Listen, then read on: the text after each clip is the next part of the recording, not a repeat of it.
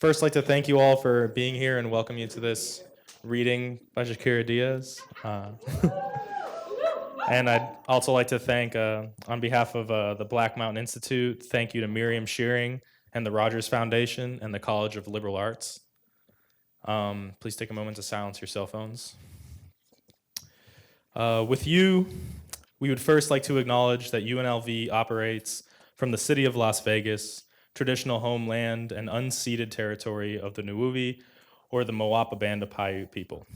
We encourage everyone in this space to engage in shared stewardship of the land, in active learning about historical realities of colonialism and the indigenous peoples who continue to work and live on this land since time immemorial. Jaquira Díaz has become a writer close to my heart. After reading her memoir, Ordinary Girls, I was moved deeply by the bravery of her vulnerability and how vivid her memory is of so many aspects of her life. The soul-searching this must have taken to write is inspirational and admirable. A section that specifically plucked at my heartstrings was Home is a Place, in which Jaquira conveys the relationship she had with her abuela. Jaquira writes, "For abuela, cooking had been like a balm." Jaquira goes on in this passage to speak about how her abuelo had died young, and abuela had to work long hours to keep a roof over her children's heads.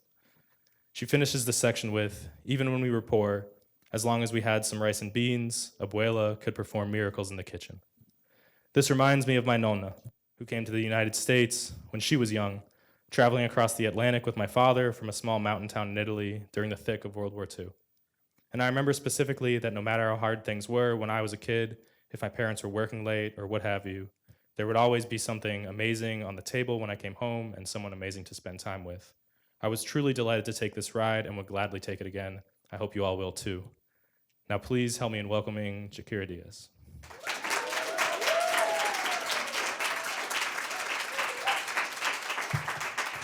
Thank you. Thank you so much, Harrison. If it looks like I'm gonna cry, it's not true. I'm not gonna cry. I just have allergies, and I'm wearing so much mascara, it can't happen. So, um, so first, I want to thank you all for being here and taking time out of your lives to share in this moment with us all. And I want to thank the Black Mountain Institute and everybody who works so hard to make these events happen. And for everyone who works behind the scenes to make everything else happen. I'm working on a new project that is not related to this, that I don't know if it would even be happening if I wasn't here. So I'm very, very grateful.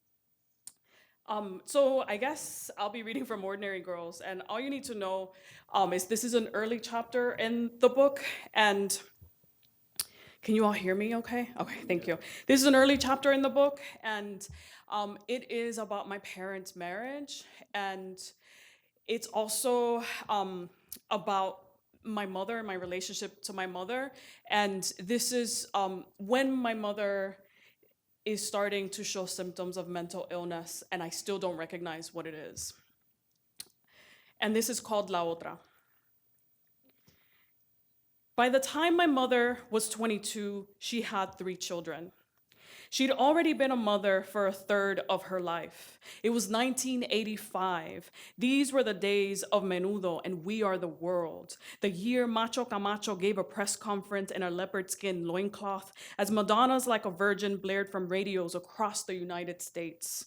In 1 month, the Space Shuttle Challenger would explode while all of America watched on television. Classrooms full of kids, everyone eager to witness the first teacher ever launched into space. In those days, Mommy teased her blonde hair like Madonna, traced her green eyes with blue eyeliner, applied several coats of black mascara, apple red lipstick, and matching nail polish. She wore skin-tight jeans and always, no matter where she was going, high heels. She dusted her chest with talcum powder after a bath, lotioned her arms and legs, perfumed her body, her hair. My mother loved lotions, perfume, makeup, clothes, shoes. But really, the truth was my mother loved and enjoyed her body.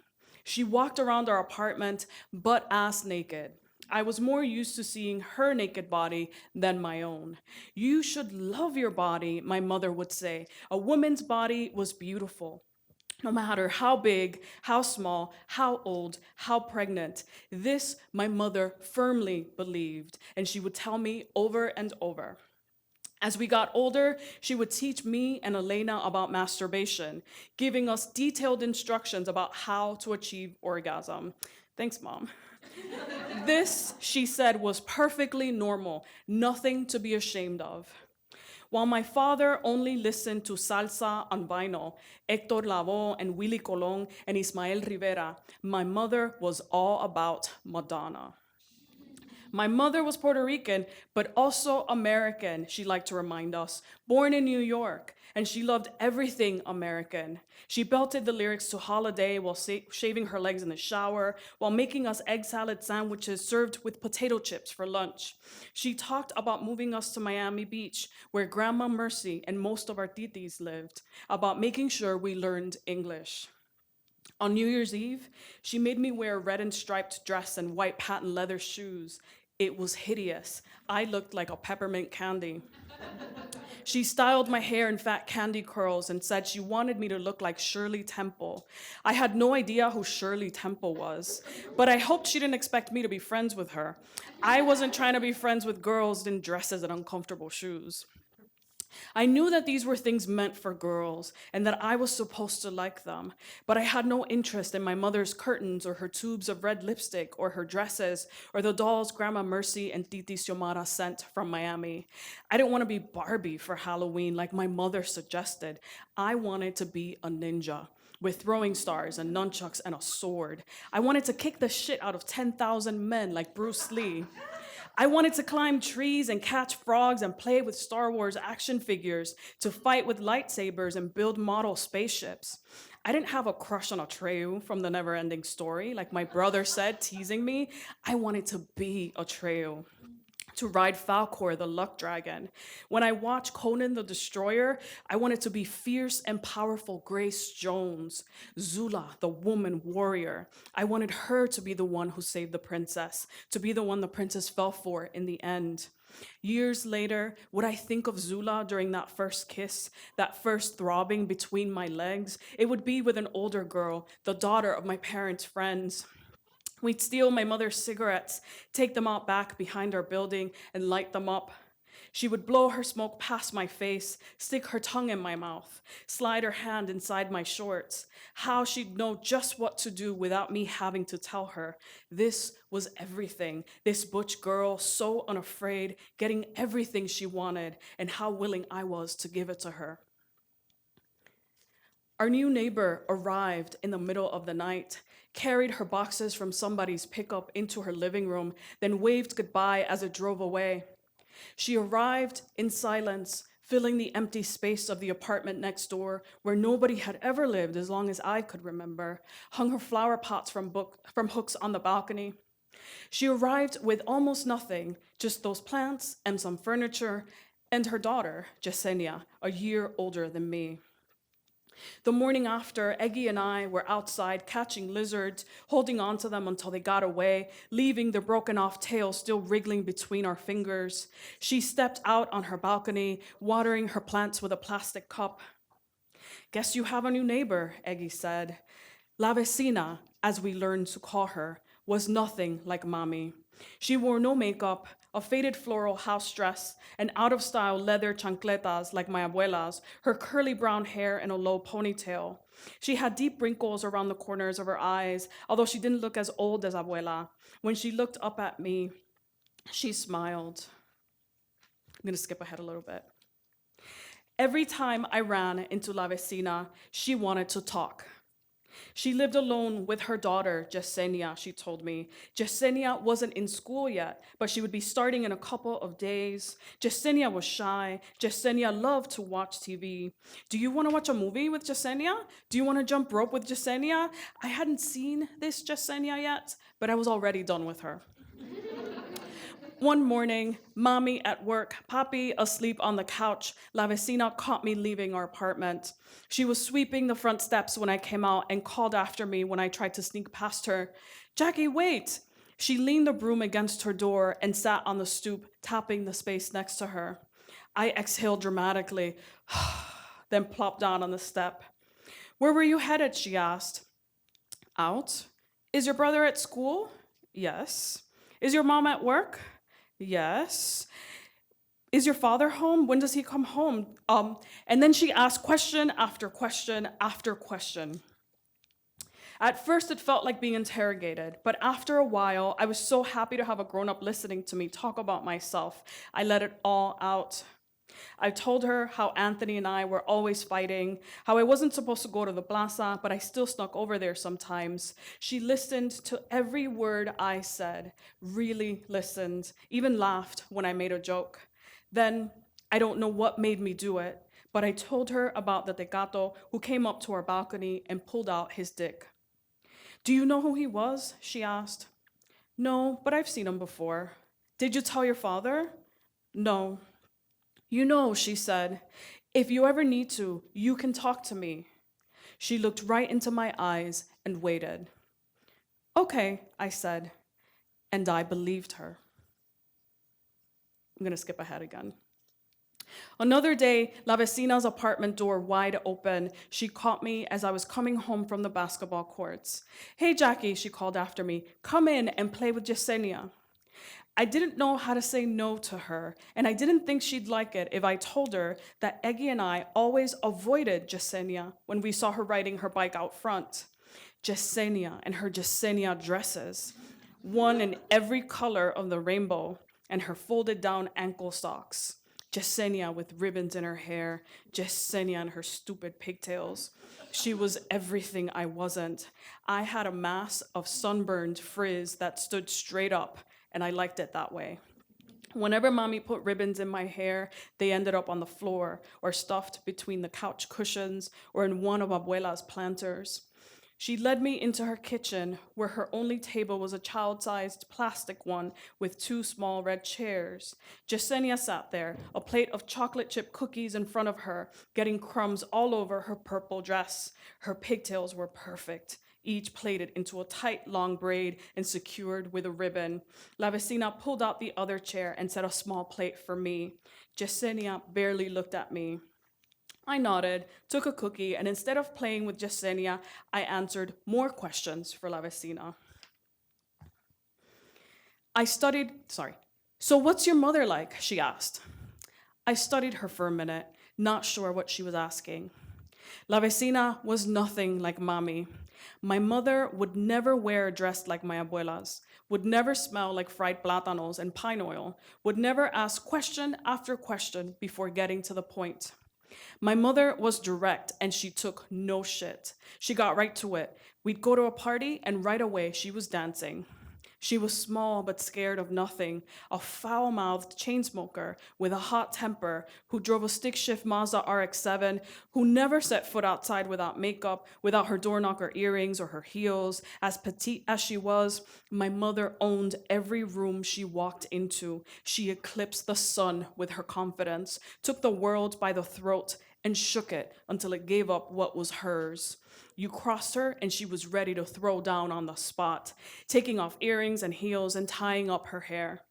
She was curvy with a swing in her hips, and everywhere we went, she had admirers, leering men asking her name, asking for her phone number, calling after her, Mira, mami. But she didn't give any of them the time of day. My mother was utterly and completely in love with my father. Hers was the blazing, frenzied love of Puerto Rican novelas, the kind of love that drives you mad. She loved her children, the three of us, even more so, and she never let us forget it. I'm gonna skip ahead a little bit. Days later, me and Eggy walking back from Abuela's house, where we'd polished off half a dozen mangoes by ourselves, our faces and forearms sticky with juice and pulp, we ran into a mob of people outside my building. Eggy's mom and his brothers, the guy who sold pinchos around the corner from the front gate, a bunch of street kids, some viejas who lived a couple buildings over, everybody rowdy, hollering, shoving each other. I spotted Pito and Anthony and lost Eggy as I pushed through the crowd to get to them.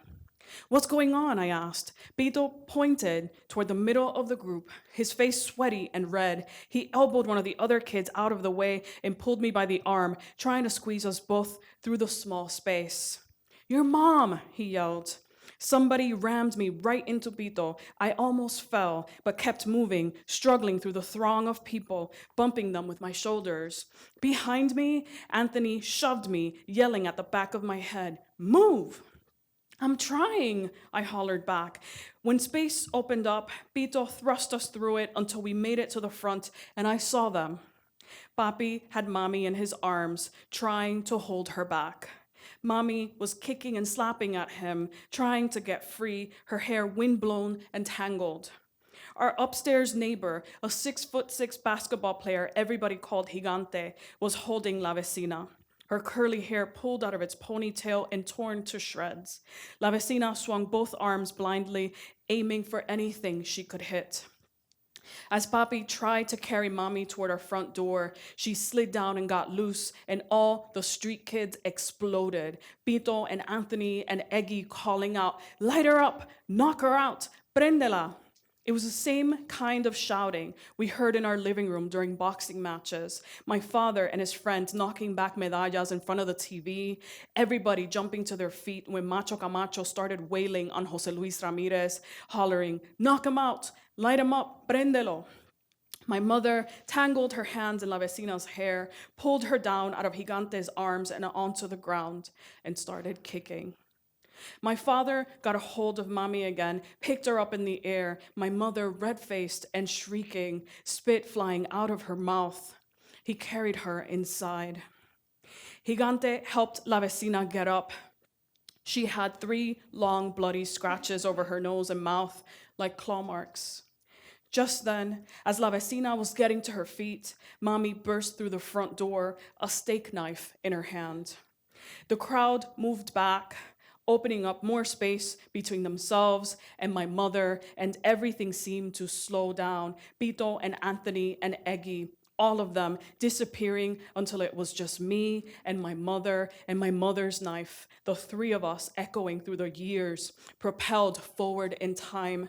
And because I am my mother's daughter more than I have ever been my father's, it will be this moment I think of when I'm a 14-year-old hoodlum tucking razor blades into the sides of my Jordans, brass knuckles and master combination locks and pocket knives in my backpack. When I am 15 and getting jumped by 5 girls at the bus stop. When I am 16 and trying to decide how to deal with a friend who has betrayed me. When I am 17 and fighting with my brother. How I would always come back to this, my mother and her knife and all that rage, La Vecina leaping back out of her way, and then my father's voice, my father's hands, my father's voice. Jeanette, let go of the knife. How he took both of her hands into his, saying it over and over, "Suelta el cuchillo, suelta el cuchillo, suelta el cuchillo." But my mother would not let it go. Papi lifted her hands above her head, trying to pry it from her fingers. And Mommy bit his shoulder, kicked him. He leaned her up against the doorway, pressing his body against hers until she couldn't move, subduing her. And when he was finally able to get the knife, some of the onlookers rushed to help. It took 3 grown men to get Mommy, kicking and slapping and hurling insults at them, back inside our apartment. Outside, as the crowd split, while La Vecina was still fixing her hair and clothes, limping around looking for her chancletas, I saw Yesenia. She saw me too, standing on the front lawn, outside the crowd's perimeter, Yesenia, in one of her Yesenia dresses, a white one with big yellow flowers, her hair parted down the middle, braided. How she stood there, alone, her face stained with tears, how nobody else seemed to see her, how nobody stopped as they headed back to their apartments or the basketball courts or La Plaza, how nobody asked if she was okay, if she needed help, anything. I'd like to say that when I saw her, Yesenia looking back at me, yellow ribbons in her hair, that we had a moment. That as we looked into each other's eyes, we both understood that we had been lost, that we had been lucky to find each other in a crowd, and we both thought, here is a girl who sees me. Here is a girl who understands. The truth is, we did have a moment, Yesenia and I, seeing each other, knowing each other, and it was clear. We were the same. I hated her, and she hated me. Because we were our mother's daughters, because we could not turn back time to the days when our mothers were just girls, or forward when we would finally break free of them. Because back then, we could not see what either of us would become. Thank you.